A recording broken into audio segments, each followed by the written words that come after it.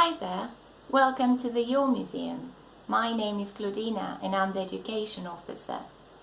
At the Ure Museum we welcome anyone interested in antiquity.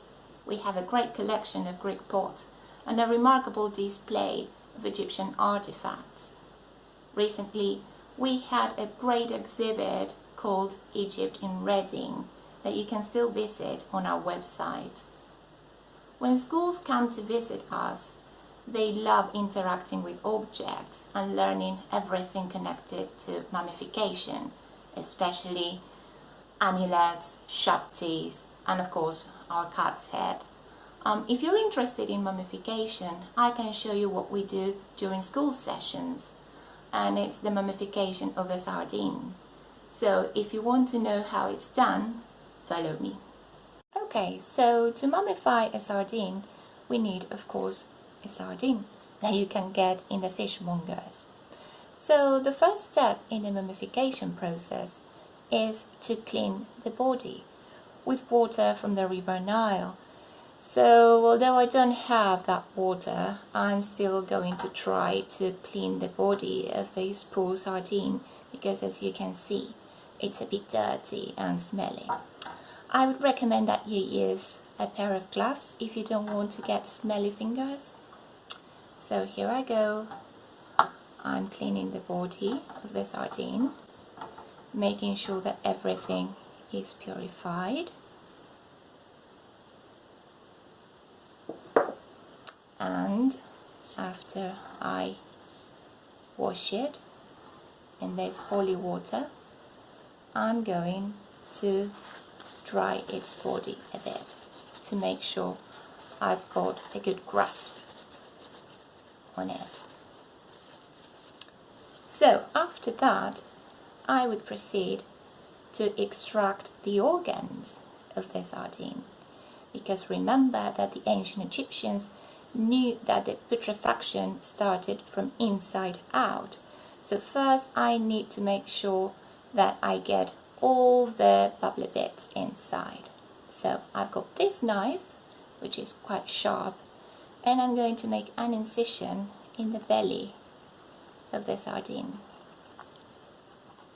Be very careful when you manipulate a knife. So here I have it. As you can see, the sardine has all its organs inside, and what I'm going to do is to make sure that I get everything out. So be very careful.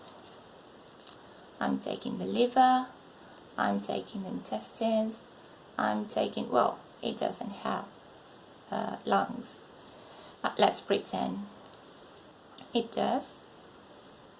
So I'm taking everything. If you want to try to get the brains out, you can do it too. You just have to stick the knife inside the head and make sure you squash it, everything, and get rid of all this messy stuff like I'm doing. So let's agree and say that our sardine is pretty much empty right now. And what's the next step?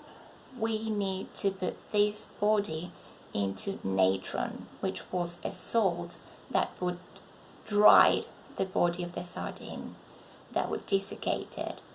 So to do so, I'm going to grab a Tupperware that for the time being it's going to imitate the sarcophagus.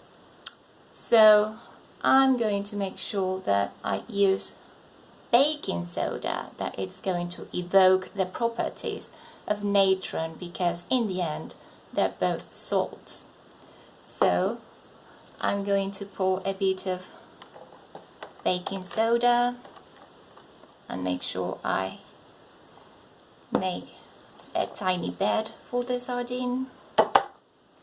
Then I can place the sardine here and make sure that everything is covered in baking soda also known as natron for us.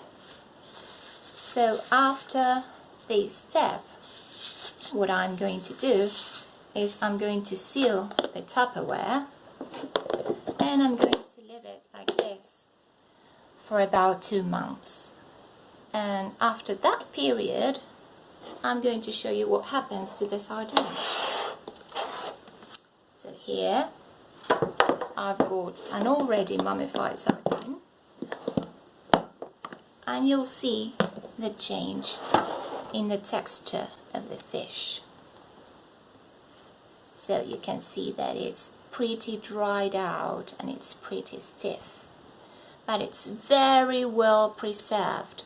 You can see the scales, you can see even the eye of the sardine, and I think if you take a few minutes to really appreciate the quality of the body preservation, you're going to be amazed by how much the ancient Egyptians knew about mummification. So after this step, you're very welcome to wrap this tiny body in bandages and to create your own death mask for the sardine and the sarcophagus. So I hope you enjoyed this little experiment, and see you soon at the Ure Museum.